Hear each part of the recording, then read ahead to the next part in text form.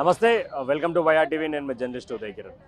తెలంగాణ రాష్ట్రంలో ప్రజావాణి గురించి అందరికీ తెలిసిందే. 28 తారీఖు నుండి గ్రామ స్థాయిలో పెడతామని కూడా వాళ్ళు చెప్పడంతో, అదేవిధంగా ఇక్కడ లాస్ట్ రోజుగా అంటే ఇక్కడ హైదరాబాద్కు సంబంధించి ఈరోజు ప్రజావాణి ఏర్పాటు చేసిన కార్యక్రమంలో దాదాపు పొద్దుగాల చలి పెడుతున్నప్పటికీ తీవ్రంగా చలి శరీరాన్ని కొరుకుతున్న సమయం నుండి ఇప్పటి వరకు అయితే పొద్దుగాల 3 గంటలకు 2 గంటల రాత్రి లేకంటే ఇప్పటి వరకు వచ్చి ఇక్కడ నిద్రించి ఇక్కడ ప్రజావాణిలో తమ గోడును వినిపించుకునే ప్రయత్నం చేస్తూ ఉన్నారు. అదేవిధంగా మనతో పాటు ఇప్పుడు ప్రస్తుతానికి నాన్ టీచింగ్ వాళ్ళు ఉన్నారు. వాళ్ళకు రెగ్యులరైజ్ చేయాలి అంటూ కూడా వాళ్ళ గలాన్ని వినిపించడానికి వాళ్ళ వినతిని ప్రజావాణిలో చూపించడానికి వచ్చారు. అది మరి అడుగుదాం, అసలు ఎన్ని సంవత్సరాల నుంచి ప్రాబ్లం ఉంది, అసలు ఏం జరిగింది అనే ప్రయత్నం. మేడం చెప్పండి, అసలు ఏంటి అంటే గతంలో మీరు ఎవరికి చెప్పుకునే ప్రయత్నం చేయలేదా నాన్ టీచింగ్ సంబంధించి?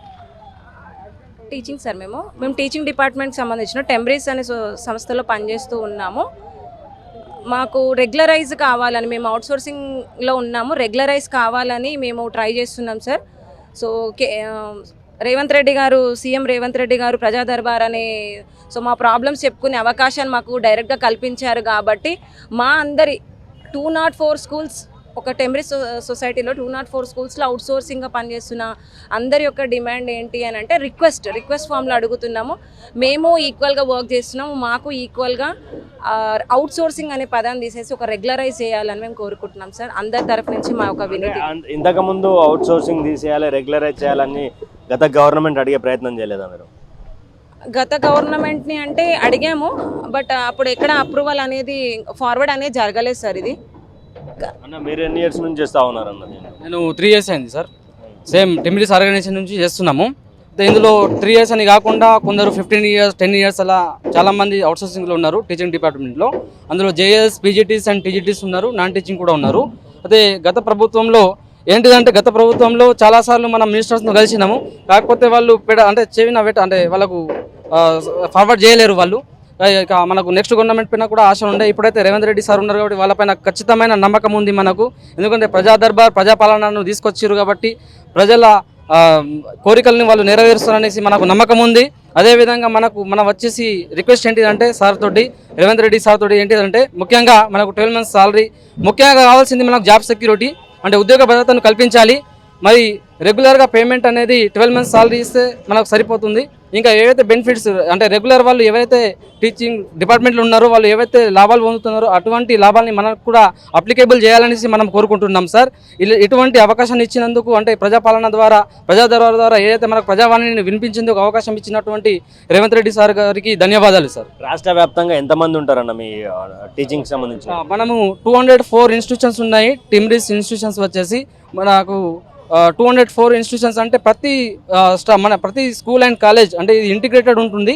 204 అంటే దాదాపు ఒక 3000 మెంబర్స్ ఉంటారు సార్. ఖచ్చితంగా 3000 మెంబర్స్ ఉంటారు అవుట్సోర్సింగ్లో.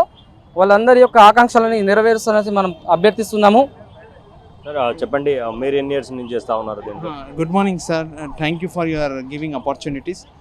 Why? Because 86% employees TGT, PGT, JL are outsourcing, 14% regular, and we are having the same duty, same right, same hard working, paying less and no PRC, and we are not having job security. So we want job security, 12 months salary, PRC, and one thing, outsource become contract. Now we are hoping that our new CM Revanth Reddy sir, उनसे उम्मीद करते हैं कि हम जो outsource जो 5 साल से कर रहे हैं, 30 साल से कर रहे हैं, वो लोग बहुत परेशान हैं. अगर क्योंकि यहाँ पे जितने भी लोग ठहरे हुए 38 ईयर है, 40 ईयर है, इन लोगों की एज बार हो जा रही. फिर उसके बाद DSC डालने के बाद हम लोग का काबिल रहेंगे या नहीं, एलिजिबिलिटी क्राइटेरिया, बिकॉज एज बार हो जा रहा. ये एक है. रिक्वेस्ट ये है आउटसोर्सिंग को कॉन्ट्रैक्ट करने का, क्योंकि एज फैक्टर है. यहाँ पे बॉटनी है, मैथ्स है, कॉमर्स है, उर्दू है, तेलुगु है, ऑल है. और सेम हार्ड वर्किंग हो रही है रेगुलर के ऐसा. 14% सिर्फ रेगुलर स्टाफ है, 86% जैसा आउटसोर्सिंग है. तो वो 86% को कुछ एक मोमेंटो और सिनारियो के हिसाब से अगर आप दिए तो हमारा रेवंत रेड्डी साहब का शुक्रिया अदा करेंगे. 86. आप कितना साल से काम कर रहे हैं हमारे? 3 years. 3 years. कौन सा सब्जेक्ट पढ़ा? Microbiology, vocational. I am from vocational. इससे साल के गवर्नमेंट को पूछे थे हम? Yes sir. केसीआर गवर्नमेंट को पूछे थे रेगुलराइज हम लोग ऑलरेडी हमारी पूरी टीम जो है एप्लीकेशन दिए थे. अभी फिर से हम ये वाले CM सर से रिक्वेस्ट करते हैं कि हमारी फिर से एप्लीकेशन को अप्रूव करें. क्या पूछना चाह रहे हो फाइनल? हम कुछ नहीं चाह रहे, एटलीस्ट हमको आउटसोर्सिंग पर है, हम रेगुलर का नहीं दिए चांस तो एटलीस्ट कॉन्ट्रैक्ट बेस पर सेम सैलरीज पर हमें दे हमारी पोजीशन को। రైట్ ఇది our most request sir 12 month salary అనేది మా రిక్వెస్ట్ అండ్ జాబ్ సెక్యూరిటీ ఇది ఒక్కటి మాకు వస్తే కొంచెం ఉండొచ్చు నిర్భయంగా.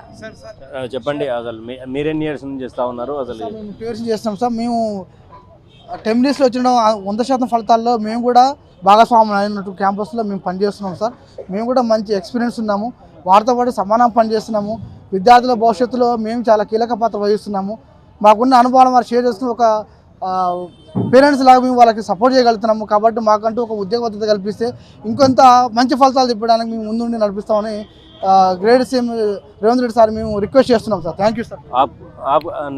రైట్ ఇది వాళ్ళకి సంబంధించినటువంటి 12 నెలల శాలరీ కానీ అదేవిధంగా వాళ్ళకు సంబంధించి మేము కూడా రెగ్యులరైజ్తో ఉన్నటువంటి పరిస్థితుల్లో రెగ్యులర్గా ఉన్నటువంటి టీచర్స్తో పాటు మేము టీచింగ్ చేస్తూ ఉన్నాం. మాకు కూడా అదే వేతనాలు ఇవ్వాలి, మాకు జాబ్ సెక్యూరిటీ అనేది లేదు, మేము కూడా వాళ్ళకంటే ఎక్కువనే కష్టపడుతూ ఉన్నామని కూడా వాళ్ళు గత ప్రభుత్వానికి విన్నవించుకున్నా కూడా ఇప్పటివరకు ఎలాంటి ఆన్సర్ రాకపోవడంతో ఈసారి ప్రజావాణిలో మేము వచ్చి అని ఇక్కడ చెప్పుకోవడం కూడా జరుగుతుందని కూడా వాళ్ళు చెప్తున్నటువంటి విషయం. కెమెరామెన్ శ్రీనివాస్తో ఉదయ్ కిరణ్, వయా టీవీ, హైదరాబాద్. ప్రజావాణిలో ఎక్కువ శాతంగా డబుల్ బెడ్రూమ్కి సంబంధించినటువంటి ఇష్యూస్ కూడా వస్తూ ఉన్నాయి. చూద్దాం, మనతో పాటు కొంతమంది డబుల్ బెడ్రూమ్కి సంబంధించిన బాధితులు ఉన్నారు. అన్న చెప్పండి, ఎక్కడి నుంచి వచ్చారు? हाँ सर, मैं चिंतलमेट पे रहता हूँ सर, राजेंद्र नगर चिंतलमेट पे रहता हूँ।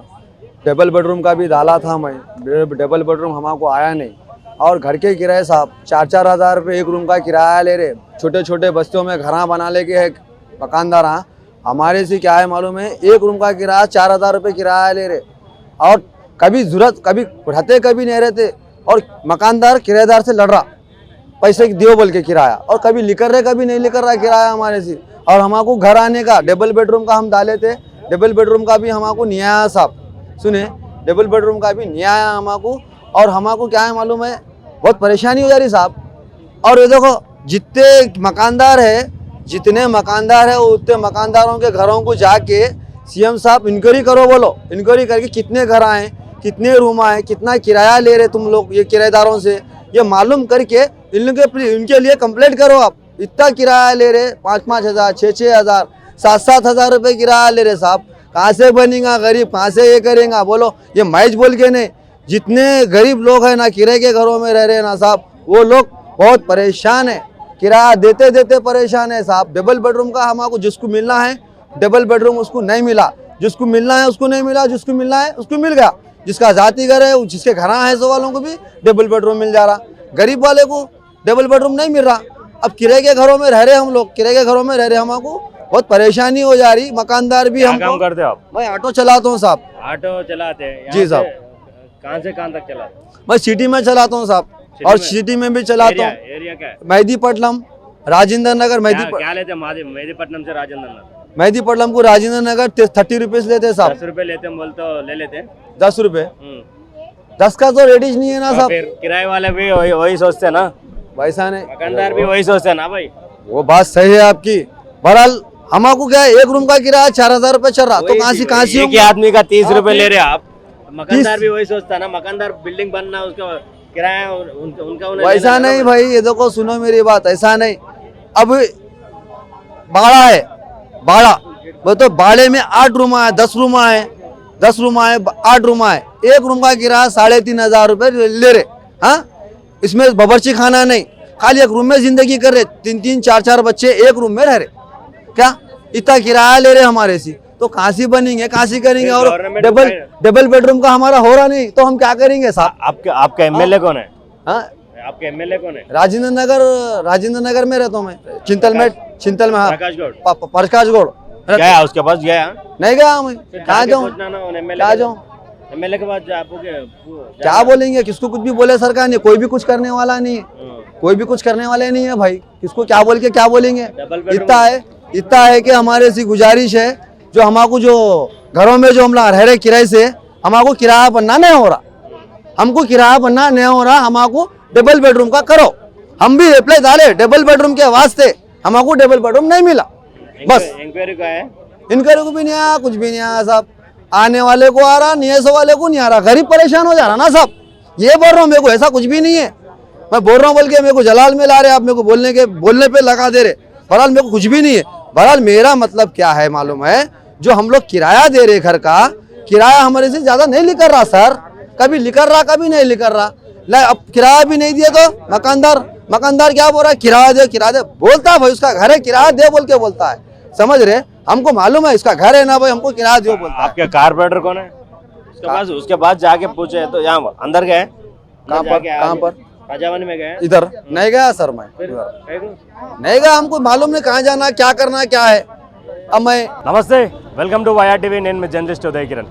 తెలంగాణ రాష్ట్రం రేవంత్ రెడ్డి ముఖ్యమంత్రి అయిన తర్వాత ఏదైతే మంచిర్యాల ఎమ్మెల్యే ప్రేమ్ సాగర్ రావు భూ కబ్జాదారుడు అంటూ కూడా మంచిర్యాలకు సంబంధించినటువంటి నియోజకవర్గ వాసులు వచ్చారు. అసలు ఏంటి పరిస్థితి, అక్కడ సర్వే నెంబర్ అంటూ కూడా గతంలో మన వైఆర్ టీవీ కూడా చూపించినట్టుగా గౌరవనీయులు శ్రీ ముఖ్యమంత్రి గారికి విజ్ఞప్తి అంటూ కూడా భూ కబ్జాదారుడు మంచిర్యాల శాసనసభ్యుడు ఎమ్మెల్యే కొక్కిరాల ప్రేమ్ సాగర్ రావు నుంచి మాకు మా ఇళ్ల రక్షణ కల్పించండి. Vampuguda Kapra plot owners survey number 639/1, 643/1, 644/1, 647/1, 648 and 654. ఇది దాదాపు చాలా సంవత్సరాలుగా ఉన్నటువంటి ఇష్యూ. కాకపోతే ఇక్కడ కొక్కిరాల ప్రేమ్ సాగర్ రావు అధికారంలో ఉన్నా లేకపోయినా ఆయన కనుసన్నల్లో ఉంచుకొని కబందాస్తాల్లో నిర్మించుకున్నటువంటి ఒక ప్రాంతం ఇది. అడుగు తెలుసుకుందాం. అసలు దీంట్లో కూడా చాలా వరకు గవర్నమెంట్ ఎంప్లాయీస్, గవర్నమెంట్ ప్రజల కోసం పనిచేసినటువంటి ఎంప్లాయీస్ ఉన్నారు. చెప్పండి అన్న, అసలు ఏంటి అమ్మా చెప్పండి, ఏం పేరు?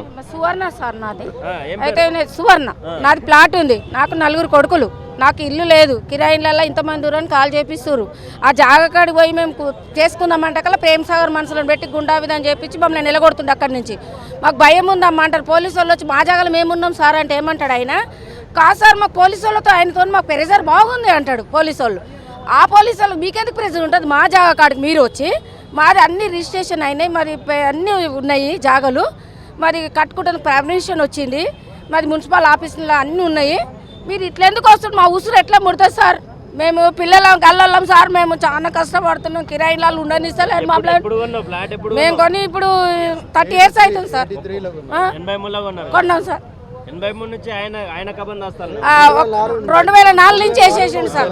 కొట్టిగుంటాకలు ఏం చేసాడు, మేము కట్టుకుంటాం మెల్లగా, బీదోళ్ళం కదా మెల్లగా కట్టుకుంటాం అంటాకల్లా తప్పున కేసేసాడు. ఇంత దౌర్యం ఆయన, మా ఉసురు ఎట్లా కన్నా ముడుతుంది సార్, మేము పిల్లల చాలా కష్టంగా. ముఖ్యమంత్రిగా న్యాయం చేయాలి సార్ మాకు, ఆయన చేస్తుండని మేము సార్ దగ్గరకు వచ్చినాం సార్. మాకు ఎటు విధాలైనా కాంగ్రెస్ ఎమ్మెల్యే, కాంగ్రెస్ గవర్నమెంట్ ఉంది, మరి ఆయన మీద యాక్షన్ జరుగుతుందని అనుకుంటారమ్మా? సార్ రేవంత్ రెడ్డి గారికి పార్షాలిటీ లేదు, ఆయనకి కావాల్సింది ప్రజలు న్యాయంగా బ్రతకాలా. మేమంతా ఓటేసాం ఆయనకి, ఆయన ఈ నియోజకవర్గంలో నిలబడకపోయినప్పటికీ కూడా మేము కాంగ్రెస్ ఓటేసాం. ఆయన మీద అయితే మాకు 100% భరోసా ఉంది. నేను ఎక్స్ సర్వీస్ మ్యాన్ అండి, నా పేరు సత్యనారాయణ. డిఫెన్స్ సంబంధించినటువంటి దేశం కోసం పనిచేసినటువంటి మనిషి కూడా ఉన్నారు ఇక్కడ. ఆయన డిఫెన్స్లో పనిచేసి ఆయన ల్యాండ్కి భద్రత లేకుండా పోయింది. సరే చెప్పండి, అసలు ఏం పేరు? నా పేరు సాంబశివరావు. నేను 1983లో ఈ మన వల్లభనగర్ రిజిస్ట్రేషన్లో ఈ ప్లాట్లు 4 ప్లాట్లు నా పేరు మీద రిజిస్టర్ చేశారు. పక్కా ఎన్ని ప్లాట్లు ఉన్నాయి? 4 ప్లాట్లు పక్కా లీగల్గా అంత సౌండ్. ఈరోజు మీలాంటి వాళ్ళు ఈ టిక్ మీద కొడతారు కదా, నాదే ఈసీ వస్తుంది, నా పేరు మీద వస్తుంది. నేను 2 ఎల్ఆర్ఎస్ కట్టాను, మొత్తం టోటల్గా మాది లీగల్గా సౌండ్.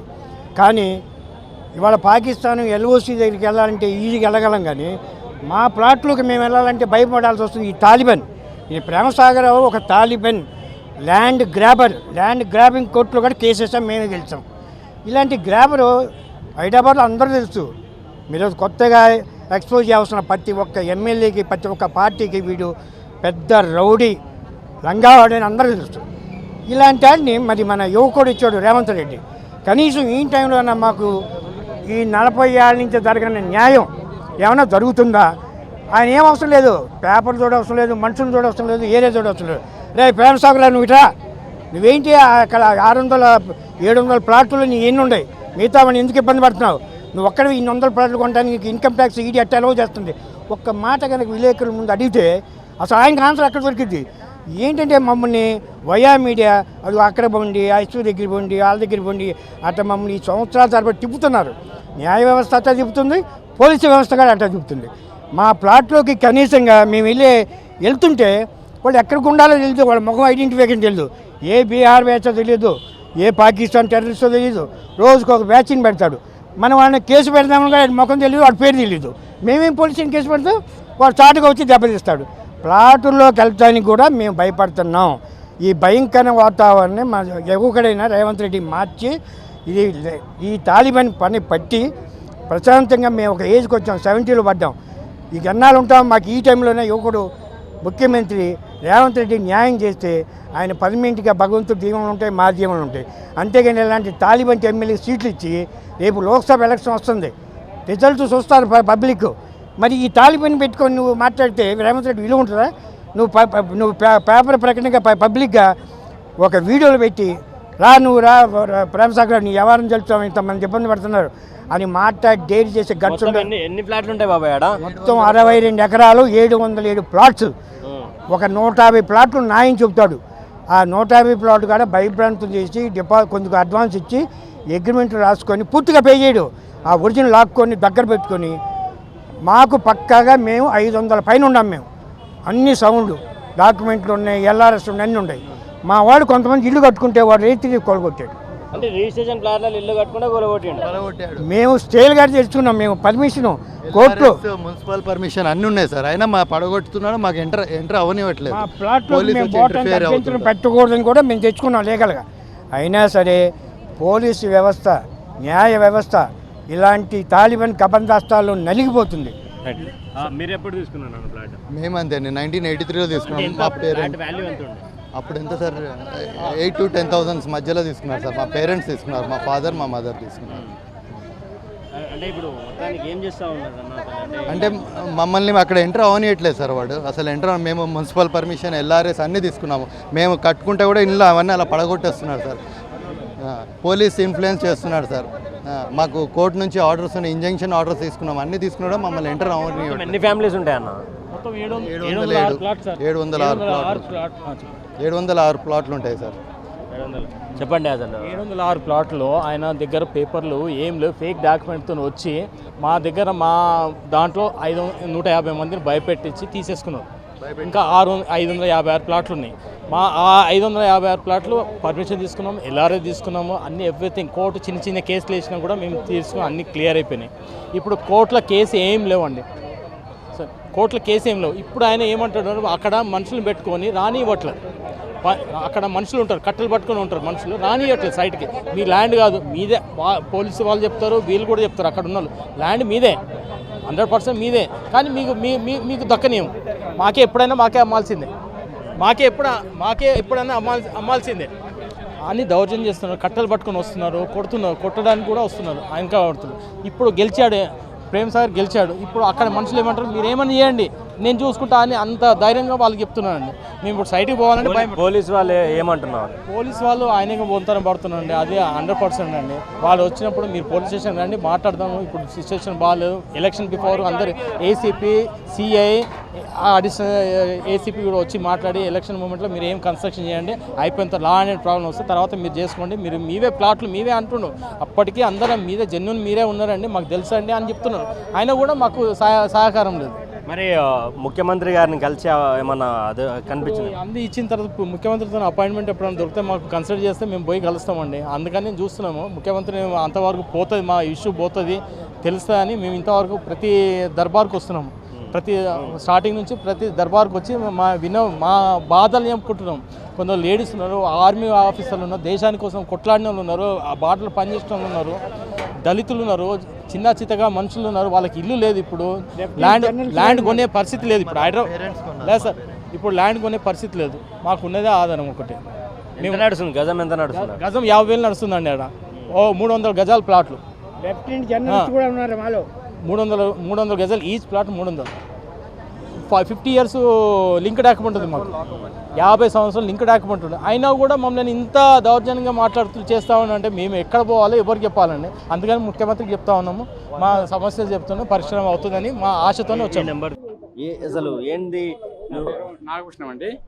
నేను ఇది మొత్తము 62 ఎకరాలు దాదాపు. ఇది 1971లో మన శంషాబాద్ కిష్టయ్య అనే అతను లేఅవుట్ ఏది గ్రామ పంచాయతీ పర్మిషన్ తీసుకొని దాంట్లో లేఅవుట్ చేసి 706 ప్లాట్లు చేసిండు. దాంట్లో మేము కొనుక్కున్నాము. అయితే ఈ 2000 నుండి ఈ ప్రేమ్ సాగర్ రావు అనే అతను అక్కడికి వచ్చేసి అందులో ఒక 4-5 ప్లాట్లు కొనుక్కొని అక్కడ తన సెక్యూరిటీ, తన ప్లాట్లకి 5 ప్లాట్లకే సెక్యూరిటీ పెట్టుకుంటానని చెప్పేసి కొంతమంది గూండాలను సెక్యూరిటీ రూపంలో గూండాలను తీసుకొచ్చి అక్కడ పెట్టేసేసి అక్కడ మిగతా ప్లాట్లు వాళ్ళు ఎవరైతే వాళ్ళ ప్లాట్లు చూసుకోవడానికి వెళ్తున్నారో వాళ్ళను బెదిరిస్తూ ఈ ప్లాట్లోకి ఎవరు రావద్దు, ఇవన్నీ మొత్తం మా ప్రేమ్ సాగర్ రావు ప్లాట్లే, కావాలంటే మీరు అమ్మితే మా ప్రేమ్ సాగర్ రావు ఆయన చెప్పిన రేటుకే, మార్కెట్ రేటు కాకుండా ఆయన చెప్పిన రేటుకే ఇచ్చేసేయండి, లేదంటే మీకు మీ ప్లాట్లు రావు, ఏమీ రాదు అని చెప్పేసి బెదిరిస్తున్నానండి. కాబట్టి మాకు ఈ ప్రేమ్ సాగర్ రావు నుండి ఇప్పుడు మన ముఖ్యమంత్రి రేవంత్ రెడ్డి గారు ఈ ప్రేమ్ సాగర్ రావు నుండి మళ్ళీ మా ప్లాట్లు ఏవైతున్నాయో మాకు ఇచ్చేటట్టు చర్య తీసుకోవాలని మేము ఈ మీడియా ద్వారా తెలియజేసుకుంటున్నామండి. వీళ్ళు డిఫెన్స్ ఎంప్లాయీస్, వీళ్ళేమో వీళ్ళ డ్యూటీస్ త్రూ అవుట్ ఇండియా మొత్తం ఉంటాయి. అయితే వీళ్ళు ఏం చేశారు, వీళ్ళు ఉన్నప్పుడు ఫ్యామిలీ కోసం అని ప్లాట్స్ కొని పెట్టుకున్నారు వంపగూడ ఏరియాలో. కొని వీళ్ళు ఏంటంటే వాటిని చూసుకోలేకపోయినరు, ఎందుకంటే ఇండియాలో డిఫరెంట్ స్టేట్స్కి వెళ్ళి వీళ్ళ డ్యూటీస్ పర్ఫామ్ చేసి రావాలి. ఇక్కడ వీళ్ళు ఏం చేసిండ్రు అంటే వీళ్ళెవ్వరు అవైలబుల్ లేరు అని ఈ డిఫెన్స్ ఎంప్లాయీ ప్లాట్స్ వీళ్ళన్నీ ఎన్క్రోచ్ చేసేసిండ్రు వీళ్ళు. సో మేము ఏం చేసినామంటే నెంబర్ ఆఫ్ టైమ్స్ మేము అక్కడ ఫెన్సింగ్ పెట్టుకున్నా కానీ కూడా ఏమన్నా బోర్డ్స్ పెట్టుకున్నా this particular land is belong to defence employees అని వెరీ నెక్స్ట్ డే తీసేసేయాలి, మొత్తం ఏమన్నా బ్రేక్ చేసేసేయాలి ఫెన్సింగ్ వైర్లను అన్నీ. అంటే అక్కడ లోకల్గా వాళ్ళ గుండాస్ని వాళ్ళని పెట్టుకొని ఎవరిని సైట్ల మీదకి కూడా రానియకుండా అట్లా చేసారు సార్ వాళ్ళు. సో మేమేం చేసినాము అంటే ఎన్నోసార్లు మేము అక్కడ ఉన్న ఎంఆర్ఓ గారికి మేము రిప్రజెంటేషన్ ఇచ్చినా అని కూడా యాక్షన్ తీసుకోలేదు. సో దాని తర్వాత ఏం చేసినాం, మేము పిఎంఓ ఆఫీస్ నరేంద్ర మోడీ గారికి లెటర్ రాసినాం. అక్కడి నుంచి లెటరు వాళ్ళు ఎండోస్ చేసి వాళ్ళు ఏం చేసిండ్రంటే సీఎం కేసీఆర్ గారు ఉన్నప్పుడు వాళ్ళకు సీఎం క్యాంప్ ఆఫీస్కి వచ్చింది ఆ లెటరు, సో సీఎం డిపార్ట్మెంట్కి. అక్కడి నుంచి వాళ్ళు ఏంది అప్పుడు ప్రెజెంట్ కలెక్టర్ శ్వేతా మోహంతి గారు వాళ్ళకు ఆ లెటరు వాళ్ళకు ఫార్వర్డ్ చేశారు. మేడం గారు ఏం చేశారు, అదే same letter MRO Gautam Kumar గారు ఉన్నారు తహసీల్దార్ వాళ్ళకు కూడా ఫార్వర్డ్ చేసిండ్రు. చేసినా కూడా వాళ్ళు ఎప్పుడు పోయినా కానీ కూడా సీట్లలో అవైలబుల్ ఉండరు, ఫోన్ చేస్తే లిఫ్ట్ చేయరు సార్. ఎప్పుడు తీసుకొని 100 సార్లు పోయినాము గౌతమ్ కుమార్ దగ్గరికి, మనకి ఎప్పుడు ఫోన్లు లిఫ్ట్ చేయడు, టైం ఇవ్వడు. మళ్ళీ ధరణికి కూడా అప్లై చేసుకున్నాము, దానికి కూడా రెస్పాన్స్ ఇవ్వరు. మా ప్లాట్ ఎక్కడుంది చూపించమని ఫీజు కట్టినాము, అది కూడా చూపించారు. ఏమన్నా అంటే మీ కబ్జా అని చెప్తారు. మరి ఎవరు కబ్జా పెట్టిండ్రు చెప్పండి అంటే చెప్పండి. దేశానికి పోయి వీళ్ళేమో సర్వీస్ చేస్తుంటే ఇక్కడ వీళ్ళు కొనుక్కున్న ప్లాట్లేమో వాళ్ళు ఎన్క్రోచ్ చేస్తున్నారు. ఇదేనా ఇది? ఏం ఇప్పుడు మేము ఆనరబుల్ సీఎం సార్ని కోరుకునేది ఏంది అంటే ప్లీజ్ ఇట్లాంటి వాళ్లకు జస్టిస్ చేయండి అని. వాళ్ళు త్రూ అవుట్ వాళ్ళంతా సర్వీస్ చేసి ఎక్కడెక్కడనో ఇండియా మొత్తంలో వాళ్ళ డ్యూటీస్ పర్ఫామ్ చేసి వస్తే ఇక్కడ వాళ్ళ ల్యాండ్లను మొత్తం వాళ్ళు ఎన్క్రోచ్ చేసుకుంటారు.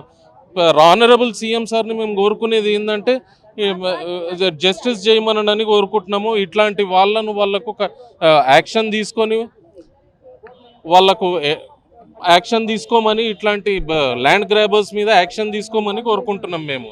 గత ప్రభుత్వం తీసుకొచ్చినటువంటి 317 అవ్వచ్చు, స్పౌస్ కానీ 13 జిల్లాలకు సంబంధించినటువంటి బదిలీలు జరగాలి, లేకపోతే మాకు ఇబ్బంది అవుతా ఉంది. దూర ప్రాంతాలకు ఇక్కడ ఉన్నటువంటి మహిళా టీచర్లు కానీ జెంట్స్ కానీ ఇక్కడ తిరగడానికి ఇబ్బందికరంగా మారింది. మా 13 జిల్లాలకు సంబంధించినటువంటి స్పౌస్ బదిలీలు చేపట్టండి అంటూ కూడా స్పౌస్ ఫారంకి సంబంధించినటువంటి తెలంగాణ స్టేట్ సంబంధించినటువంటి నాయకులు కానీ ఇక్కడ ఉద్యోగులు కానీ ఇక్కడ వచ్చారు. సార్ అన్న చెప్పండి, ఏంటి స్పౌస్, అసలు స్పౌస్ అంటే ఏంటి, ఎందుకు స్పౌస్ గురించి 13 జిల్లాల కొట్లాట తీసుకొస్తా ఉన్నారు? సార్ ముందుగా మీ మీడియా ముఖంగా కొత్తగా ఏర్పడినటువంటి రేవంత్ అన్న గవర్నమెంట్కు హృదయపూర్వక అభినందన తెలియజేస్తున్నాం సార్. మా spouse state and district for అన్నిటి తరఫున కూడా చేస్తున్నాం సార్. అసలు సార్ స్పౌజ్ అంటే భర్త ఇద్దరు కూడా జాబ్ చేస్తే వారిని స్పౌజ్ అంటారు సార్. అదేవిధంగా గత 2 సంవత్సరాల క్రితం డిసెంబర్ 2021లో 371 జీవోలో భాగంగా, అంటే స్థానికతకు మాకు సంబంధం లేదు సార్, 371 జీవోలో భాగంగా భార్యాభర్తలు ఒకే జిల్లాలో ఒకే దగ్గరలో ఉన్నటువంటి భార్యాభర్తలను వేరు జిల్లాలకు మొత్తం విసిరివేశారు సార్. అది ఏంటి అని అడిగితే అప్పుడు కూడా మనకు మొత్తం 33 జిల్లాల్లో, హైదరాబాద్ మినహా 32 జిల్లాల్లో 19 జిల్లాలకు ఆల్రెడీ అప్పుడే జనవరిలో కేటాయించారు. భర్తకు భర్త దగ్గర కేటాయించారు. మా 13 జిల్లాలో మాత్రం బ్యాక్లోన్ చేయాలి సార్. అప్పటి నుండి అంటే గత 2 సంవత్సరాల కాలంగా ఏ ఒక్క అవకాశాన్ని విడుదలుచుకోలేదు సార్. ప్రతి కనబడిన రాళ్ళను మొక్కినాం, పుట్టను మొక్కినాం, కట్టను మొక్కినాం, అన్నిటి కూడా మొక్కినాం సార్. ఎప్పుడు కూడా ఒక సవితాంధ్ర విద్యాశాఖ మంత్రి సవితాంధ్ర దగ్గరికి ఒక 20-30 సార్లు వెళ్ళవచ్చు సార్. వినోద్ కుమార్ దగ్గరికి వెళ్ళాము, ఎర్రబెల్లి జగన్ దగ్గరికి వెళ్ళాము, మంత్రి ప్రసాద్ రెడ్డి దగ్గరికి వెళ్ళాము, తర్వాత శ్రీనివాస్ గౌడ్ దగ్గరికి వెళ్ళాము, అందరి దగ్గరికి వెళ్ళాము సార్. ఇది అంటే అందరూ కూడా చేస్తున్నారు. కవిత గారు మన సీఎం గారాలపాటి కవిత గారు కూడా మేము వేడుకున్నాం సార్. సవితాంధ్ర రెడ్డికి మా మహిళా ఉపాధ్యాయులు కాల్ముఖి కూడా వాళ్ళు ఆవేదన వెలిపించారు సార్. ఈ విధంగా మహిళా ఉపాధ్యాయులు స్పౌజ్లో భాగంగా దూరంగా విసిరేపడేందుకు 250 నుంచి 300 కిలోమీటర్ల దూరం ప్రయాణిస్తున్నారు. వాళ్ళు మార్నింగ్ 5 o'clock లేచి వెళ్ళి ఈవినింగ్ నైట్ వస్తున్నారు. వాళ్ళ పిల్లలకు అంటే పిల్లలను మార్నింగ్ లేపి స్నానం చేయించి మళ్ళీ పడుకోబెట్టి అబ్బాయిలు అయితే ఆ విధంగా అమ్మాయిలు అయితే వారికి కూడా జుట్టు కత్తిరించి జడ వేసేందుకు కూడా సమయం లేదు కాబట్టి జుట్టు కత్తిరించి కూడా పోయే అవకాశం కూడా ఆ విధంగా చేశారు సార్. ఈ విధంగా మహిళా ఉపాధ్యాయులు చాలా ఇబ్బంది పడుతున్నారు. తన మీద కుటుంబం ఆధారపడేటువంటి అత్తమామలను కానీ తల్లిదండ్రులను చూసుకోకుండా చాలా ఇబ్బంది పడుతున్నారు. మేము సెప్టెంబర్ 5 ఉపాధ్యాయ దినోత్సవం రోజు ఉపాధ్యాయులు స్కూళ్ళల్లో పిల్లల చేత గౌరవించాలి. ఆ రోజు కూడా డిఎస్సీ ముందు రవీంద్ర భారతికి రాష్ట్ర స్థాయి ఉపాధ్యాయ అవార్డుకి ముఖ్యమంత్రి గారు వస్తారని చెప్పి అక్కడ కూడా మేము ధర్నా చేశాము. అప్పుడు కూడా వాళ్ళు నిర్విధంగా అక్రమంగా అందరూ కూడా 10-15 పోలీస్ స్టేషన్లో మొత్తం వ్యాన్లో ఎక్కించుకుపోయి మహిళా ఉపాధ్యాయులు అయితే ఘోరంగా కూడా అంటే తీవ్రమైన గాయాలు చేసి కూడా పోలీస్ స్టేషన్లకు తరలించారు సార్. ఇలాంటి అదేవిధంగా మార్చి 8 మహిళా ఉపాధ్యాయులు అన్ని కూడా గౌరవించబడాలి. అప్పుడు కూడా ఎర్ర టెండర్లో వేసవి కాలం కూడా ఎర్ర టెండర్లో కూడా డిఎస్ఎం ధర్నా చేశారు. అప్పటికి కూడా అదేవిధంగా అక్రమంగా అన్ని పోలీస్ స్టేషన్లకు తీసుకున్నారు. ఎన్నిసార్లు మొక్కుకున్నా ఎన్నిసార్లు బతిమాలినా ఏం చేసినా కూడా ఇవ్వలేదు సార్. అదేవిధంగా అనగా మొన్న జనవరిలో 610 స్కూల్ స్టేషన్ ఇచ్చారు. ఇప్పుడు ఉన్నటువంటి 1500 మంది హెచ్జిటీలు, ఎల్పీలు, పీటీలు వీళ్ళు మాత్రమే మిగిలిపోయిన స్కూల్ స్టేషన్స్ కూడా ఉన్నారు. వీళ్ళకి ఇవ్వడం వల్ల ఆర్థిక మాత్రం ఎంత మాత్రం లేదు. అది విషయం కూడా ముఖ్యమంత్రి గారి దృష్టికి వివిధ యూట్యూబ్ ఛానల్ ద్వారా లైవ్ శాటిలైట్ ఛానల్ ద్వారా అన్నింటిలో కూడా వివరించాము. అయినా కూడా కనీస ప్రతిస్పందన లేదు సార్. చెప్పండి, మీరు ఎక్కడి నుంచి వచ్చారు? హనుమకొండ అండి. మా మేడం హనుమకొండ నుంచి మరిపేట బంగ్లా 200 కిలోమీటర్లు అవుతుందండి. రోజు ఉదయం 5:30-6 గంటలకు వెళ్తే సాయంత్రం వచ్చేసరికి 8 అవుతుంది సార్. తను చాలా అన్ని రకాలుగా నష్టపోతున్నాం సార్. మమ్మల్ని ఈ 13 జిల్లాలు అన్బ్లాక్ చేయాలని కోరుకుంటూ పెట్టుకుంటున్నాం సార్. మీరు ఎక్కడి నుంచి వచ్చారు? నేను జనగాం నుంచి వచ్చాను సార్. ఏంటి అసలు స్పౌస్ సంబంధించినటువంటి 13 జిల్లాల స్పౌస్ బదిలీలు ఎందుకు జరుగుతున్నాయి సార్? ఏం లేదు సార్, గత ప్రభుత్వంలో అధికారులు అప్పుడు ఉండే రాష్ట్ర ముఖ్యమంత్రి గారిని తప్పుదోవ పట్టించారు. వీళ్ళని కనుక పంపిస్తే అక్కడ ఉండే వాళ్ళకి ఇబ్బంది అవుతుంది, అక్కడ వేకెన్సీ లేవు అనే ఉద్దేశంతో ప్రభుత్వాన్ని తప్పుదోవ పట్టించారు. అధికారుల తప్పుదోవ కారణంగానే మేము ఈ 13 జిల్లాల బదిలీలు కాకుండా స్పౌజులు భార్య ఒక చోట, భర్త ఒక చోట, పిల్లలు ఒక చోట, అత్తమామ ఒక చోట ఇబ్బంది పడుతున్నారు. ఈ రాష్ట్ర ప్రభుత్వం ఒక గొప్ప గుణం ఏంటంటే, రేవంత్ రెడ్డి గారికి ఉన్న గొప్ప గుణం ఏంటి అంటే, ఒక హ్యూమన్ బీయింగ్ ఉంది. మానవ సంబంధాలను నిర్మాణం చేయాలనే దాంట్లో రేవంత్ రెడ్డి గారు ఉన్నారు. అదేవిధంగా ప్రొఫెసర్ కోదండరామ్ గారు ఉన్నారు. అన్ని ఉపాధ్యాయ సంఘాల అధ్యక్ష ప్రధాన కార్యదర్శులు కూడా రేవంత్ రెడ్డి గారికి వినియోగించుకోవడం జరుగుతుంది. ఈ 13 జిల్లాల బదిలీలు చేయడం కారణంగా భార్యాభర్తలు కనుక ఒకటే జిల్లాలో ఉంటే విద్యా ఉత్పాదకత పెరుగుతుంది. ఏదైతే పిల్లలకు చదువు చెప్పాల్సిన ఒక మాతృమూర్తి ఒక 70 కిలోమీటర్లు 100-150 కిలోమీటర్లు ప్రయాణం చేసి మళ్ళీ వచ్చేసి వాళ్ళ పిల్లలను సంరక్షించుకొని ఇంట్లో ఉండే అత్తమామలను కానీ అమ్మానాన్నలను కానీ సంరక్షించుకోవాలంటే మానసికంగా శారీరకంగా ఇబ్బంది పడుతున్నారు. ఈ కొత్త ప్రభుత్వానికి మేము అభినందనలు తెలియజేస్తూ ఈ 13 జిల్లా బదిలీలను వెంటనే చేసి దీంట్లో గత ప్రభుత్వం ఏదైతే నిరంకుశంగా ప్రజల బాధలు వినకుండా మాకే తెలుసు, మీరు చెప్పాల్సిన అవసరం లేదు అని వాళ్లకు తాబేదారులు ఎవరైతే ఉన్నారో ఆ తాబేదారుల మాటలు విని మాత్రమే గత ప్రభుత్వాలు పాలన చేసినాయి. కానీ ఈ రోజు ఉన్న ప్రభుత్వము నిజమైన బాధితుని యొక్క గోడు విని చేస్తారనే నమ్మకంతో మేము ఇక్కడికి వచ్చినాం. మాకు ఆ నమ్మకం ఉంది ముఖ్యమంత్రి గారి మీద. ఇప్పటి వరకు చాలాసార్లు స్పౌస్ బాధితులను కూడా చాలాసార్లు ఎన్నిసార్లు వచ్చారండి ఇప్పటివరకు? మేము గత 2 సంవత్సరాల నుంచి ప్రతి సెలవు ఉన్న రోజు టీచర్స్ డే రోజు మీ అందరికీ తెలుసు, మీడియా మిత్రులకి మమ్మల్ని అరెస్ట్ చేయడం జరిగింది. ఏదైతే మాకు కన్సర్న్ నుండి మా వ్యవస్థను కాపాడాల్సిన డైరెక్టర్ ఆఫ్ స్కూల్ ఎడ్యుకేషన్ వాళ్ళే మమ్మల్ని ఘోరంగా అరెస్టు చేసి ఒక ఉపాధ్యాయులను రోడ్ల మీద గొర్ర ఈడ్చుకపోయిరండి. అంత నిరంకుశ ప్రభుత్వాన్ని రెచ్చగొట్టింది ఆ అధికారులే ఇప్పుడు కూడా ఉన్నారు. దయచేసి అధికారులకు చెప్తున్నాం, మా విషయాన్ని మీరు భూతద్దంలో పెట్టి చూసి ప్రభుత్వాన్ని తప్పుదోవ పట్టిస్తున్నారు. ఈ 13 జిల్లాలలో బదిలీలు చేయడానికి మా దగ్గర నిపుణులు అనాలిసిస్ చేసే మా ఫోరం వాళ్ళు ఉన్నారు. దయచేసి మీ అధికారులకు దమ్ము ధైర్యం ఉంటే మా ఫోరం ప్రతినిధులను ముందర కూర్చుండబెట్టుకొని ఎట్లా వేకెన్సీలు అరేంజ్ అవుతాయో మేము చూపిస్తాం. కాబట్టి దయచేసి ప్రభుత్వ అధికారులారా, పోయిన ప్రభుత్వాన్ని తప్పుదోవ పట్టించినట్టు ఇప్పుడు పట్టియకండి. మా సమస్య పట్ల గౌరవ ముఖ్యమంత్రి వర్యులకు సవినీయంగా వివరించి ఈ కార్యక్రమం జరిగేటట్లు చూడాలని ప్రభుత్వ అధికారులకు పేరున విజ్ఞప్తి చేస్తున్నాం. మీరు ఎక్కడి నుంచి వచ్చారు? మేము వరంగల్ జిల్లా నుంచి వచ్చామండి. 2 సంవత్సరాల క్రితం 317 జిల్లాలో భాగంగా మా స్పౌజ్ ఉపాధ్యాయులందరినీ కూడా ఒక్కో జిల్లాలో అంటే మా ఉమ్మడి జిల్లా కాకుండా ఆ ఉమ్మడి జిల్లాలు దాటి వేరే సుమారు 150 నుండి 200 కిలోమీటర్ల వరకు మా స్పౌజ్ ప్రయాణించడం జరుగుతుంది. దీనివల్ల కుటుంబానికి ఎటువంటి న్యాయం చేయలేకపోతున్నారు. తల్లిదండ్రులకు కానీ పిల్లలకు కానీ పాఠశాలలో ఉన్న విద్యార్థులకు మాత్రం న్యాయం చేయడం జరుగుతుంది, కానీ వాళ్ళ కుటుంబాన్ని మాత్రం ఎటువంటి న్యాయం చేయట్లేదు. మేము తిరగని నాయకులు లేదు. గత ప్రభుత్వంలో ప్రతి వెళ్ళాం కానీ ఎన్నో నినాదాలు చేసాము, ఎన్నో ఎజిటేషన్స్ చేసినా కానీ మమ్మల్ని రోడ్ల మీద లాక్కెళ్ళి అరెస్ట్ చేయడం జరిగింది. అయినా కానీ మా పోరాటాన్ని ఆపలేదు.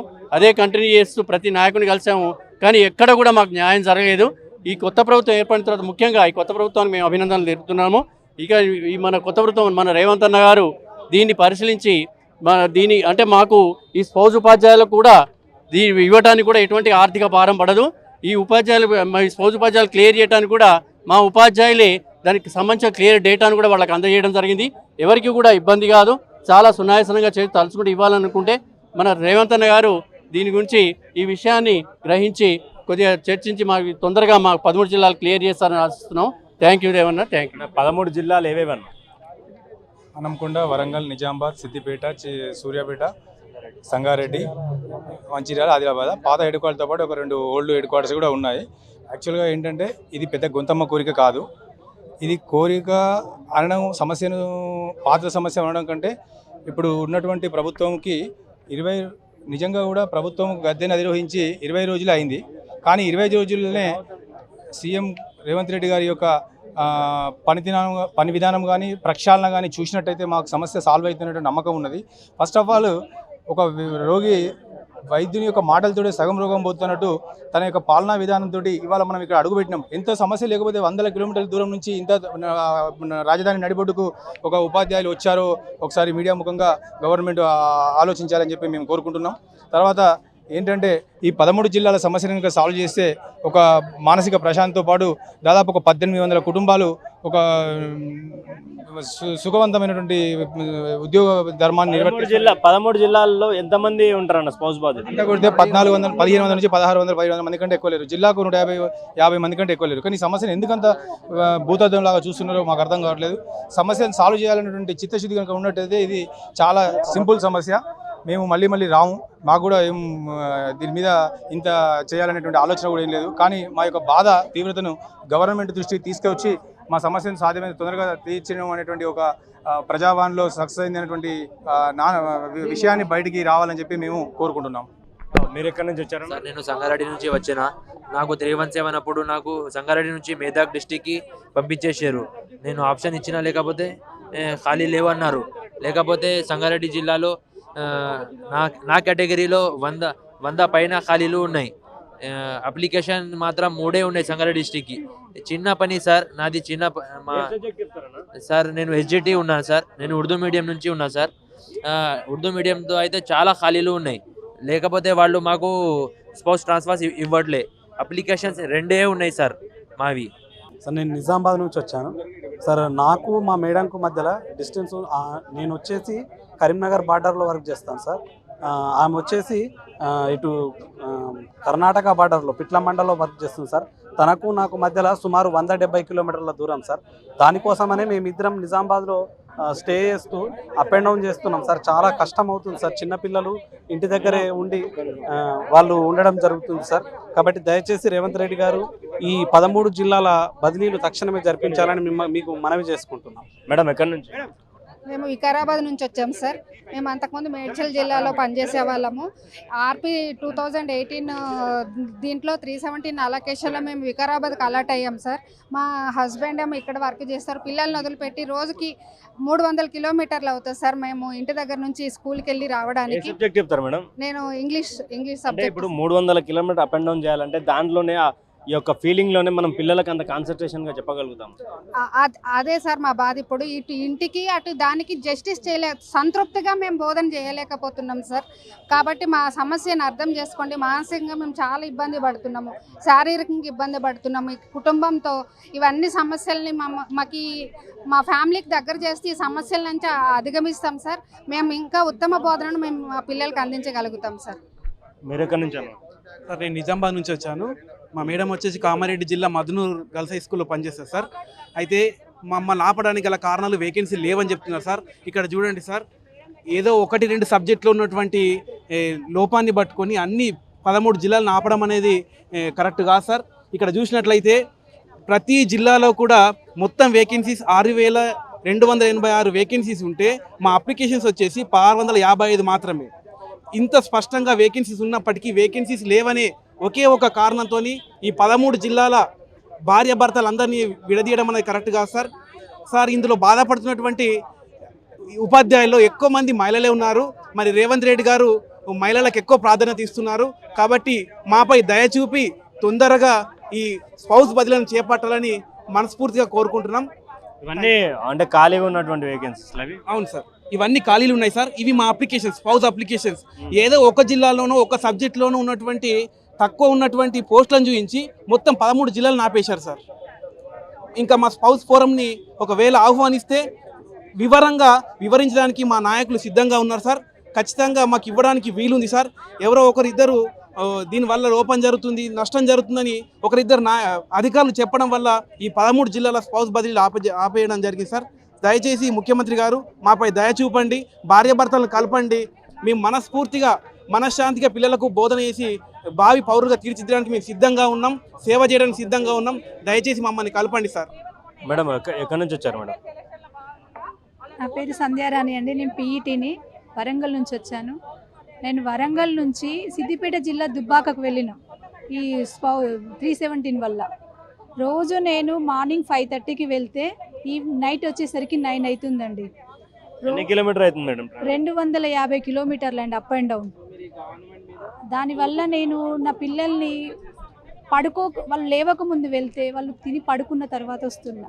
దానివల్ల చాలా శారీరకంగా శ్రమ పడుతున్నా. నేను ఒక పీఈటీని అయి ఉండి నేను స్కూల్కి వెళ్ళి నేను గేమ్స్ చెప్పే క్రమంలో శారీరకంగా నేను నిజంగా క్షీణించిపోతున్నా, చెప్పలేకుండా ఉండలేము, అక్కడ సఫర్ అవుతాం.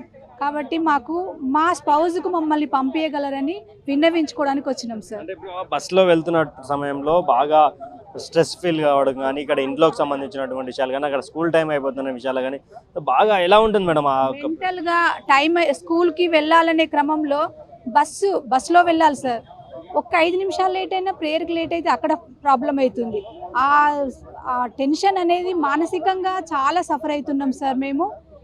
దానివల్ల ఉద్యోగం ఇంత కష్టపడి ఉద్యోగం తెచ్చుకొని ఈ రోజున ఇంత సఫర్ కావడం అనేది నిజంగా అన్యాయంగా మమ్మల్ని ఇంత దూరం పంపించి మమ్మల్ని చాలా గోసబూచుకున్నారు సార్.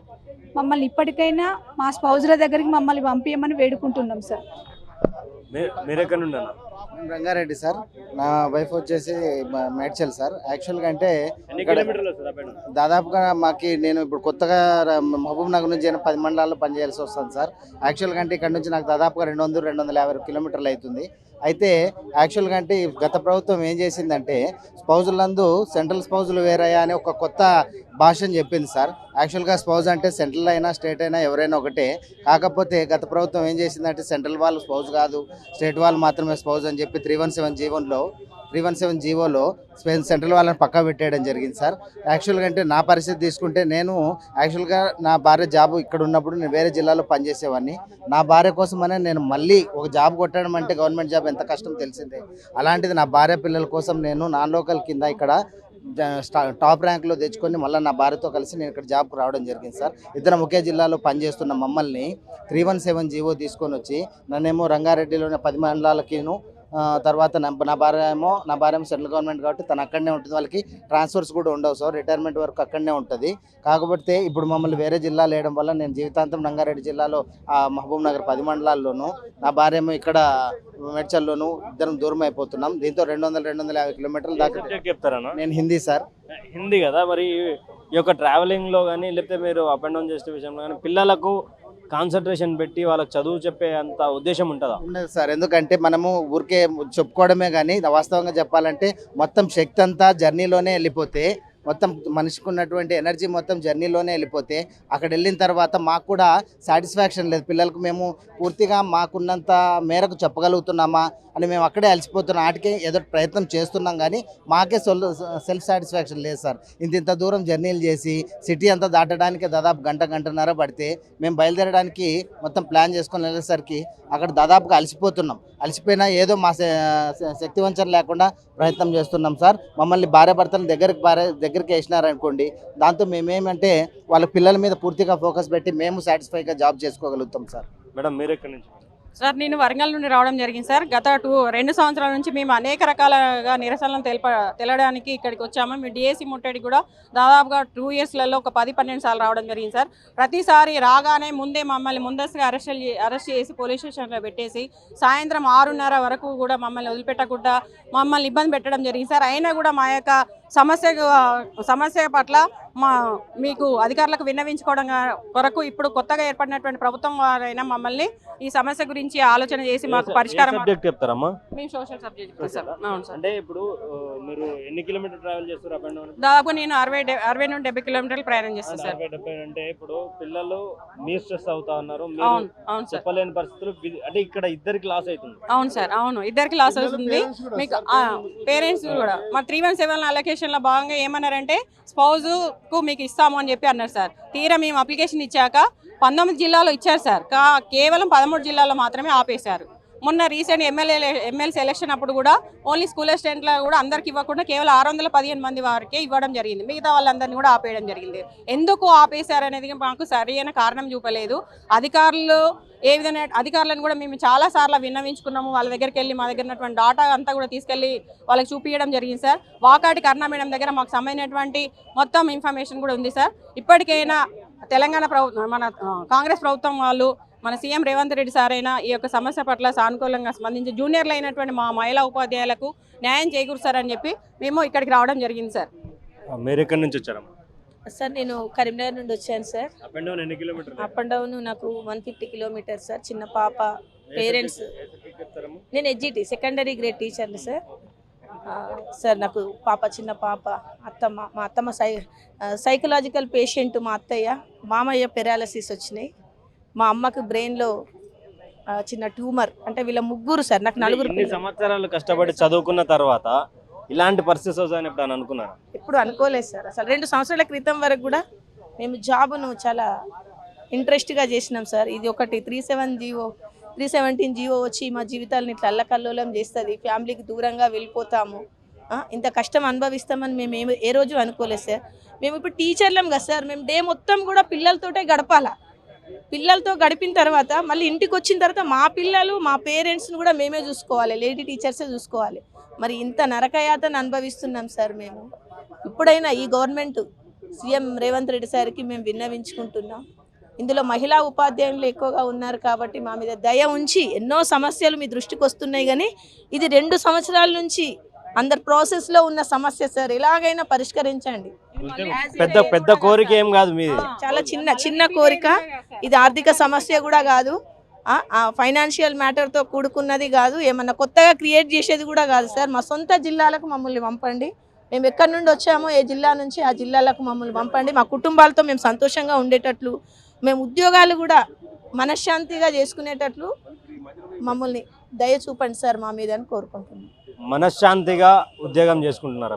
మేము గత 2 సంవత్సరాల నుండి మా ఉద్యోగ జీవితంలో ఎప్పుడు నాకు 22 సంవత్సరాల సర్వీస్ ఉన్నప్పటికీ కూడా ఈ గత 2 సంవత్సరాల నుండి మేము ఏ ఒక్క రోజు కూడా మనశ్శాంతిగా మేము ఉద్యోగ బాధ్యతలు నిర్వర్తించలేకపోతున్నాం.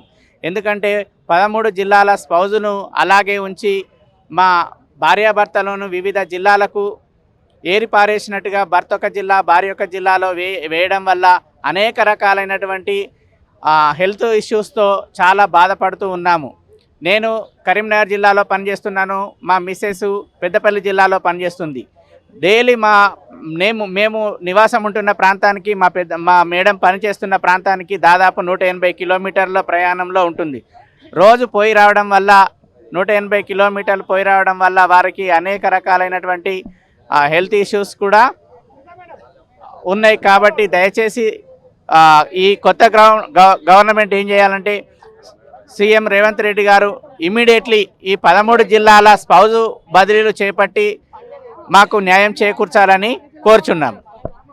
మేడం ఎక్కడి నుంచి వచ్చారు మేడం? మేము ఇక్కడే సార్ మేడ్చల్ జిల్లా నుంచి వచ్చాము. రంగారెడ్డిలో ప్రస్తుతం వర్కింగ్ ప్లేస్ సార్. రంగారెడ్డిలో ఎక్కడ? రంగారెడ్డిలో రంగారెడ్డి బార్డర్ సార్, మాడుగుల్ మండలం నుంచి వస్తున్నాము. మాడుగుల్ సార్. మీ నెంబరు రోజు 250 కిలోమీటర్ల ప్రయాణం చేస్తున్నాం సార్. మీ ఇంట్లో ఉన్న పిల్లలకు అదే విధంగా స్కూల్లో ఉన్నటువంటి పిల్లలకు ఎలాంటి న్యాయం జరుగుతుందని మీరు అనిపిస్తున్నారు? సార్ ఖచ్చితంగా న్యాయం అన్యాయం జరుగుతుంది. ఒక టీచర్గా నేను రోజు గెలుస్తున్నాను, కానీ ఒక తల్లిగా నేను రోజు ఓడిపోతున్నాను సార్. మా కన్న పిల్లలకి మేము ఎటువంటి న్యాయం చేయలేకపోతున్నాము. టీచర్గా మాత్రం నేను నా వృత్తిని మంచిగా సక్రమంగా చేస్తున్నాను సార్. ప్రతిసారి సెలవులు వస్తే అందరూ వీకెండ్ అని వాళ్ళందరూ వాళ్ళ యొక్క ఆనందం కోసం వివిధ ప్రాంతాలకు వెళ్తూ ఉంటాము. గత 2 సంవత్సరాల నుంచి సెలవు వస్తే మేము ఇలా అధికారుల దగ్గరికే వెళ్తున్నాం సార్. ప్రతి సెలవుల్లో మేము ఖచ్చితంగా మా అధికారుల దగ్గరికి వెళ్ళి మా యొక్క స్పౌస్ బదిలీలు చేపట్టాలనే విన్నపించుకుంటున్నాం సార్. సో అదే రకంగా ఈరోజు ప్రజల యొక్క ముఖ్యమంత్రిగా రేవంత్ రెడ్డి గారు వచ్చారు. సో ఆయనకు కూడా మేము ఇదే విన్నపించుకోవడానికి వచ్చాము. చేస్తే చాలా చిన్న సమస్య సార్, పరిష్కారం చేయాలంటే అరగంట సమయము పడుతుంది. మా దగ్గర ప్రతి ఒక్క డేటా ఉంది. ఇది ఒక జిల్లాల వారీగా చూస్తే 13 జిల్లాల్లో 1500 మంది ఉన్నారు, కానీ ఒక్కొక్క జిల్లాలో 100 మంది లోపలే ఉన్నారు సార్. వర్క్ అడ్జస్ట్మెంట్ లెక్క మమ్మల్ని మా జిల్లాకి తిరిగి కేటాయించాలని మేము కోరుకోవడానికి ఇక్కడికి వచ్చాము సార్. దీంట్లో కొత్త నోటిఫికేషన్ ఏం లేదు, డబ్బులతో కూడినటువంటి సమస్య ఏం లేదు. ఎటువంటి సమస్య లేదు సార్, ఎటువంటి సమస్య లేదు. ఆ రోజు ఇక్కడ మేము పనిచేస్తున్న జిల్లాలో ఉన్నప్పటికీ ఇక్కడ మీకు స్థానం లేదు, ఇక్కడ నుంచి మీరు వేరే జిల్లాకి వెళ్ళాలి అని పంపించారు. మరి తిరిగి మా జిల్లాకి మమ్మల్ని పంపించడానికి ఎటువంటి టెక్నికల్ ప్రాబ్లం అనేది లేదు సార్. కాబట్టే మేము ప్రతిసారి రిక్వెస్ట్గానే మా యొక్క కార్యక్రమాల ద్వారా మేము ప్రభుత్వానికి తెలియజేశాం సార్. మీరు ఎక్కడి నుంచి వచ్చారమ్మా? సార్ నేను కరీంనగర్ నుండి వచ్చానండి. ఎన్ని సంవత్సరాలు కష్టపడ్డారు ఈ జాబ్ కోసం?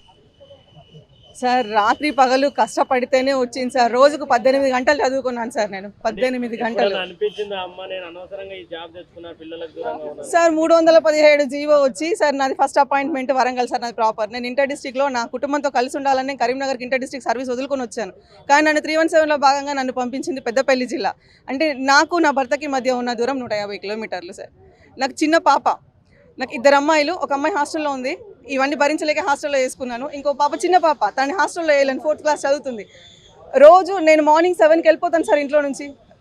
రోజు ఇంటికి వచ్చాక ఏడుస్తుంది నా పాప, అమ్మ నాకు ఇవాళ యూనిఫామ్ సరిగా లేదు, నా జుట్లు సరిగా వేయలేదు, నా హోంవర్క్ చేయించలేదు. ఇది సార్ ఇలా బాధపడుతున్నాం. పొద్దున్నే లేచి వెళ్ళడం, వాళ్ళు ఏం తింటున్నారో తెలియదు, ఏం తినట్లేదో తెలియదు, ఎలా ఉంటున్నారో తెలియదు. లిటరల్గా చెప్పాలంటే తల్లిదండ్రులు ఉన్న అనాథల్ని చేశారు మమ్మల్ని. మేమందరం తల్లిదండ్రులు, 1500 కుటుంబాలు తల్లిదండ్రులున్న అనాథలు. మమ్మల్ని కన్న తల్లిదండ్రులు పిల్లలున్న గొడ్రాళ్ళు. ఇది మా పరిస్థితి. ఇది ప్రభుత్వం తలుచుకుంటే చాలా చిన్న సమస్య. 2 ఏళ్ల నుంచి ఎక్కని గడప లేదు, మేము మొక్కని నాయకుడు లేడు, అధికారి లేడు. అడుగుతానే ఉన్నాము సార్. ఇది మీరు తలుచుకుంటే చిన్న సమస్య, మాకు జీవన్ మరణ సమస్య, ఆర్థికపరమైన సమస్య కాదు. వేకెన్సీస్ లేవా అంటే ఉన్నాయి, కానీ ఎందుకు సాల్వ్ చేయరో తెలియదు. అడుగుతానే ఉన్నాం సార్ 2 సంవత్సరాల నుంచి. మా బాధ ఇది సార్. ఆర్థికంగా, శారీరకంగా, మానసికంగా నలిగిపోతున్నాం సార్. ఆడవాళ్ళము, ఎన్నో ఉద్యోగాలు అంటే మాకు ఈజీగా రాలేదు సార్. ఎన్నో కష్టాలు పడితేనే వచ్చాయి. ఇవాళ మేము మా కుటుంబాల కోసం బయటికి వెళ్ళి ఉద్యోగాలు చేస్తున్నాము అని అంటే మా పిల్లల కోసమే చేస్తున్నాం. అలాంటి పిల్లల్ని వదిలేసుకుని మేము బయటికి వెళ్ళాల్సిన పరిస్థితి వచ్చింది సార్. అంటే ఇప్పుడు ఏ సబ్జెక్ట్ చెప్తారమ్మా మీరు? నేను SGT సార్. అంటే ఎలా ఉండవు అంటే అక్కడ మన ప్రవర్తన కూడా కొంచెం మారే అవకాశం ఉంటుంది కదా ఈ మెంటల్ టెన్షన్స్ మానసికంగా. సార్ ఒక్క మాట, మేము పొద్దున 7 గంటలకు బయటికి వెళ్ళాలి సార్. పొద్దున 7 గంటలకు నేను ఇంట్లో నుంచి బయటికి వెళ్ళాలి. 9:30కి బయోమెట్రిక్ ఉంటే 9 గంటలకి 9:30కి వెళ్ళాలి. నేను ఆ బయోమెట్రిక్ చేరుకోవాలంటే నేను పొద్దున 7 గంటలకు వెళ్ళాలి. నేను 7 గంటలకు వెళ్ళాలంటే నాకు నా పిల్లలకి నేను బాక్సులు పెట్టుకోవాలంటే నేను ఏ టైంకి లేవాలి? మళ్ళీ నేను ఇంటికి ఏ టైంకి రీచ్ అవుతాను? 4:15కి స్కూల్ పెట్టారు, 4:30. నా క్యాబ్ వచ్చేటప్పటికి నాకు 5 అవుతుంది. 5 అంటే నేను ఇంటికి వచ్చే వరకు 7 గంటలకు వచ్చాక నా పిల్లల్ని చూసుకుని నేను నెక్స్ట్ డే కొంచెం పనులు చేసుకుని ఫుల్గా అలసిపోతాం సార్. రోజుకు 4-5 గంటలు ప్రయాణం చేస్తే అలసిపోయింది ఎవరు సార్? అందులోనూ ఆడవాళ్ళం ఎన్నో రకాల సమస్యలతో సతమతం అవుతూ ఉంటాం. రోజుకు 4 నుంచి 5 గంటలు ప్రయాణం, ఆరోగ్యపరంగా అన్ని సమస్యలే. మా జీవితం 2 ఏళ్ల కిందటిది, 2 ఏళ్ల తర్వాత, అంటే 317 జీవోకి ముందు, 317 జీవో తర్వాత మా జీవితాలు ఆడవాళ్ళవి. ఈ 1500 మందిలో ఉన్నది కూడా దాదాపుగా 90% మహిళలమే సార్. ఒక్కొక్కరికి 25 నుంచి 30 ఏళ్ళ సర్వీస్. అంటే మాకున్న పిల్లలు సంవత్సరం నుంచి 10 సంవత్సరాల లోపు పిల్లలు సార్. ఇన్ని రకాల సమస్యలు గత ప్రభుత్వానికి చాలా విన్నవించుకున్నాము. ప్రతి వీకెండ్స్, హాలిడేస్, మాకు పండగలు పబ్బాలు ఏవీ లేవు సార్. అన్నీ హైదరాబాదే. కలుస్తానే ఉన్నాము, తిరుగుతానే ఉన్నాము. మా సమస్యను సాల్వ్ చేయండి సార్, మా కుటుంబాలను ఒక్కటి చేయండి సార్ అని. ఇది ఆర్థికపరమైన సమస్య కాదు, వేకెన్సీస్ ఉన్నాయి కాబట్టి దయచేసి ఈ కొత్త ఫ్రెండ్లీ ప్రభుత్వంలో అయినా మా సమస్య సాల్వ్ అవుతుంది. ఇది ఇందిరమ్మ రాజ్యం, మా మహిళలకు న్యాయం జరుగుతుంది, మా సమస్య ఇప్పటికైనా సాల్వ్ అవుతుంది అని రేవంత్ రెడ్డి గారికి విన్నవించుకోవడానికి వచ్చాం సార్. సీఎం సార్ మా విన్నపాన్ని మన్నించి మాకు తొందరగా మా కుటుంబాల్లో ఆనందాన్ని నింపుతారని కోరుకుంటున్నాం సార్. అమ్మ చెప్పండి, ఎక్కడి నుంచి వచ్చారు? అసలు ముఖ్యంగా ఇన్నిసార్లు రేవంత్ రెడ్డి గారిని కాంగ్రెస్ గవర్నమెంట్ ఇందిరమ్మ ప్రభుత్వం ప్రజాపాలన అంటున్నారు కదా, ఇప్పటివరకు ఏమన్నా రేవంత్ రెడ్డి గారికి ఆలోచన పోయిందనేది ఏమన్నా తెలిసిందమ్మ మీ యొక్క నేతలకు కానీ ఎవరికన్నా? అంటే రేవంత్ రెడ్డి గారి దృష్టికి వెళ్ళి స్పౌజ్ల విషయం ఆలోచిస్తాను అన్నారండి, మాట్లాడారు. ఆయన దృష్టికి వెళ్ళింది. అంటే ప్రతి ఒక్క ప్రాబ్లము ఆయన అంటే పవర్లోకి రాకముందు కూడా ఆయనకి ఈ ప్రాబ్లమ్స్ అన్నీ తెలుసు చెప్పాము, మేము కలిసాము. అయితే ఇది తలుచుకుంటే చిన్న ప్రాబ్లమేనండి. సర్వీస్ ఉందమ్మా మీకు? నాకు ఇంకా 6 ఇయర్స్ సర్వీస్ ఉంది. నాకు 55 ఇయర్స్ అండి. నేను ఇంతకుముందే ఇంటర్ డిస్ట్రిక్ట్లో మా భర్త, నేను మేడ్చల్ నుంచి వరంగల్ డిస్ట్రిక్ట్ వెళ్ళాను. ఎందుకంటే హస్బెండ్ అక్కడ చేస్తున్నారు కాబట్టి నేను ఇంటర్ డిస్ట్రిక్ట్లో వెళ్ళాను. అక్కడ సర్వీస్ కోల్పోయాను. మళ్ళీ ఇక్కడ ఇంటర్ డిస్ట్రిక్ట్ తీసుకొని దగ్గర ఉందామని వెళ్ళాను. నేను ఇప్పుడు ఇంకా 200 కిలోమీటర్స్ దూరం వెళ్ళిపోయాను. ఇప్పుడు నాకు ఈ ఏజ్ రిలేటెడ్ ప్రాబ్లమ్స్ వస్తున్నాయి. మా స్పౌస్కి కూడా ఏజ్ రిలేటెడ్ ప్రాబ్లమ్స్ వస్తాయి. చిన్న వాళ్ళకేమో సర్వీసు, పిల్లలు, మాలాంటి వాళ్ళకి age related problems, multiple health problems వస్తున్నాయి. ప్లస్ మాకు ఏంటంటే ఎప్పుడైతే మహాలక్ష్మి పథకంతో ఆడవాళ్ళ గురించి ఆలోచించిన ప్రభుత్వం కాబట్టి మా గురించి కూడా పాజిటివ్గా ఆలోచించి మమ్మల్ని మా కుటుంబాలకి దగ్గర చేస్తారని మేము అనుకుంటున్నాము. ఇందిరమ్మ రాజ్యం మళ్ళీ చూస్తాము అని అనుకుంటున్నామండి. రైట్, ఇది వీళ్ళకి సంబంధించినటువంటి విషయం ఏదంటే స్పౌస్కి సంబంధించినటువంటి ఏదైతే విషయం ఉందో దయచేసి ఆర్థిక పరంగా కానీ దీన్ని ఒక కొత్త నోటిఫికేషన్ తీసుకొచ్చే పదంగా అయితే లేదు. మా పిల్లలను మేము చూసుకోలేని పరిస్థితి. ఇక్కడ విద్యార్థులకు కూడా నేను నిజాయితీగా న్యాయంగా మేము అంత మనశ్శాంతిగా విద్యను చెప్పలేని పరిస్థితిలో ఉన్నాం. దయచేసి మా సొంత జిల్లాల్లో మాకు 13 జిల్లాలకు సంబంధించినటువంటి జిల్లాలు ఏవైతే ఉన్నాయో వాళ్ళకందరికీ అక్కడే పోస్టింగ్ ఇచ్చి మా అందరికీ న్యాయం చేయాలంటూ కూడా స్పౌస్ బదిలీలు 13 జిల్లాలకు సంబంధించినటువంటి ఏవైతే ఉన్నాయో దాదాపు 1500 మంది కుటుంబాలు ఏవైతే ఉన్నాయో వాళ్ళందరూ కూడా ప్రతి ఒక్కరికి న్యాయం చేయాలంటూ కూడా రేవంత్ రెడ్డి గారికి దాదాపు ఇక్కడ ప్రజావాణి ఓపెన్ చేసినప్పటి నుంచి ఇప్పటికే గత కొన్నిసార్లు కూడా ఇచ్చినట్టుగా చెప్తా ఉన్నారు. కెమెరామెన్ శ్రీనివాస్తో Uday Kiran, via TV, Hyderabad. Right, ఇక్కడ తెలంగాణ రాష్ట్రంలో నోటిఫికేషన్లు వచ్చి సగావుగా సాగనందుకు తమ జీవితాలు కూడా మరణానికి తీరాలకు చేరాయంటూ కూడా ఇక్కడ వారికి సంబంధించినటువంటి వీళ్ళు కూడా సేవ్ మెరిట్ ఆస్పిరెంట్స్ అంటూ కూడా ఒకటి రిలీజ్ TSPSC Group 4 GRL అంటూ కూడా వీళ్ళు నిరసన తెలియజేస్తూ ఉన్నారు. అన్న చెప్పండి, ఎక్కడి నుంచి వచ్చారు? మేము హైదరాబాద్ నుంచి వచ్చామండి. మేము జూలై 1, 2022లో మేము Group 4 ఎగ్జామ్ రాయడం జరిగింది. Group 4 ఎగ్జామ్ రాసినప్పటి నుంచి ఇప్పుడు దగ్గర 6 నెలల టైం అవుతుంది. అయినా దీని మీద ఈ 7 లక్షల పైగా మేము ఆస్పిరెంట్స్ ఉన్నాం. ఎవ్వరికీ ఒక ఐడియా లేదు ఈ Group 4 అనేది ఉంటుందా, నెక్స్ట్ ఉండదా అనేది. అంత సందిగ్ధతలో ఉన్నాం. మేము గవర్నమెంట్ని రిక్వెస్ట్ చేసేది ఒకటే, దీని మీద మీరు ఇన్ని రోజుల నుంచి చూస్తూ వచ్చారు. ఏ Group 1కి సంబంధించి కానీ Group 4లో కానీ Group 4కి అయితే ఎలాంటి అంటే దీంట్లో ఎలాంటి తప్పులు జరగలేదు కాబట్టి దీనివి జిఆర్ఎల్ మాకు ఇవ్వాలని మేమైతే కోరుతున్నాం. ఈ చూస్తూ మీరు మా బ్యానర్లో కూడా చూశారు, నలుగురు ఇప్పటివరకు గ్రూప్ 4 గురించి ఆత్మహత్యలు కూడా చేసుకున్నారు. లోపల ఆర్జీ పెట్టుకున్నారా? పెట్టాము. ఈరోజు రిప్రజెంటేషన్ కూడా ఇవ్వడం జరిగింది. ఈరోజు మంత్రి అయితే మేము చూడలేదు ఎవరిని అక్కడైతే. ఈ రిప్రజెంటేషన్ అయితే ఇవ్వడం జరిగింది. దానికి సంబంధించి ఉన్నాయి మా దగ్గర అన్ని. చెప్పండి. అసలు కోరుకునేది ఏం లేదు సార్.